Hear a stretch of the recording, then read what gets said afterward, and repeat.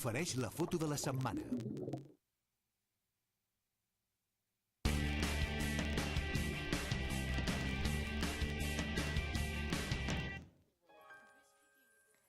Són imatges del camp base del Kanchenjunga d'ara fa un any.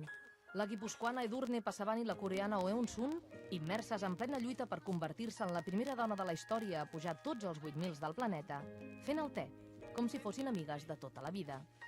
A dia d'avui la imatge encara té més valor, perquè totes dues han complert el seu somni. La coreana va ser la primera a aconseguir-lo ara fa 3 setmanes. Amb l'ascensió a l'Annapurna, Oh Eun-sun es convertia en l'única dona capaç de coronar el cim de les 14 muntanyes més altes del planeta. Una gesta amb polèmica. Hi ha dubtes sobre si realment va fer el cim al Kanchenjunga l'any passat, arran d'unes suposades confessions dels xerpes de la coreana a Edurne Pasaban.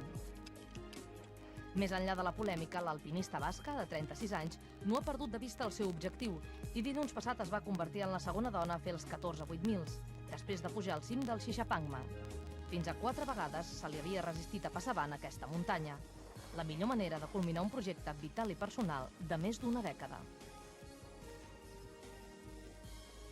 Qui també ha complert el seu somni és l'alpinista català Albert Bosch. El de Sant Joan de les Abadesses coronava dilluns passat al cim de l'Everest i completava amb èxit el projecte 7 cims, que consisteix a pujar al cim més alt de cada continent.